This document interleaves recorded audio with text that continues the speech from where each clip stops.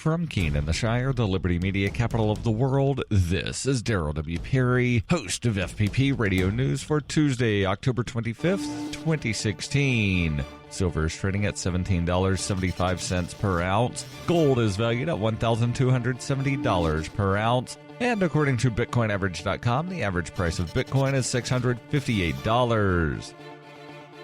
Antiwar.com reports U.S. officials continue to dial up the rhetoric over Filipino President Rodrigo Duterte after he reported earlier this week his intentions to separate from the United States and see the Philippines shift to a closer diplomatic and economic relationship with China. Assistant Secretary of State Daniel Russell on Monday warned that Duterte was creating a climate of uncertainty and insisted that there was a growing international concern over his government. Russell added that the comments were not a positive trend in relations. Indeed, there is international concern over Duterte's government and its use of summary executions against drug dealers and users. Yet the U.S. concern over this appeared non-existent until Duterte suggested U.S.-Philippine relations might be less slavish than they've historically been. It appears to be working, as Duterte, who is heading to Japan next, backed even further off those comments about separation Monday, insisting now that nothing is really going to be changed and that no one should worry about the Philippines' alliances are going to shift.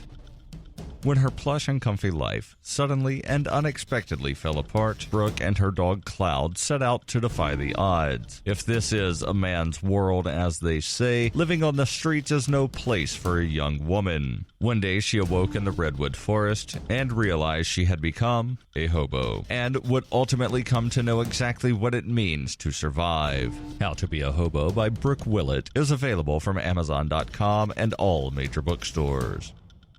UPI reports the federal government says some consumers face sticker shock when they select new plans for 2017 on healthcare.gov, but insists that higher subsidies will offset what are expected to be large rate increases for health insurance. The U.S. Department of Health and Human Services reported on Monday that health insurance premiums for plans sold through the federal online exchanges will increase an average of 25%, significantly higher than the increase in previous years. The price increases are being driven by more people than expected buying the plans and using more services than insurers expected. The increase in expense from sick consumers using more health services cut into profits, causing many companies across the country to pull out of the exchanges. Consumers saw a 2% increase in 2015 and a 7.5% increase in 2016, far less than the increase expected for 2017. HHS officials said most people shopping for insurance through the exchanges will have 3 or 4 companies offering 30 or 40 plans to choose from, but many could be selecting products from just 1 or 2 companies. In a data brief, HHS officials predict more than 11.4 million people will buy plans through the health insurance exchanges, an increase of about 1 million people over 2016, many of whom could find they are eligible for help paying for insurance where previously they were not.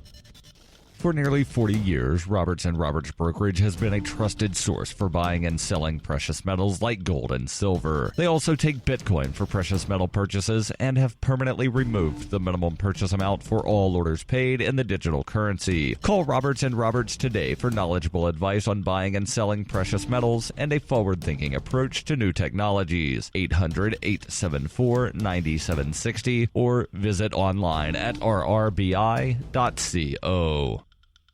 Reuters reports former Pennsylvania Attorney General Kathleen Kane was sentenced on Monday to serve 10 to 23 months in county jail for leaking confidential grand jury information and then lying about it to investigators. Kane, the first woman and the first Democrat ever elected as Attorney General of Pennsylvania, was convicted in August of charges of perjury, false swearing, obstruction of justice, official oppression, and conspiracy. She resigned 2 days after the jury in Montgomery County's Court of Common Pleas handed down its verdict. In addition, Judge Wendy Demchick Alloy sentenced Kane to 8 years of probation, saying a lesser sentence will depreciate the seriousness of the crimes of this defendant. Kane, who intends to appeal her conviction, had faced a maximum sentence of 24 years in state prison. Kane was accused of giving information from a grand jury proceeding in 2013 to a Philadelphia Daily News reporter to retaliate against a former state prosecutor, Frank Fenna. Witnesses for the prosecution said the Kane investigation had brought havoc to the Attorney General's office. Frank DeAndrea, a former police chief of Hazleton, Pennsylvania, told the judge that sending Kane to prison could amount to a death sentence if drug lords she helped convict retaliate.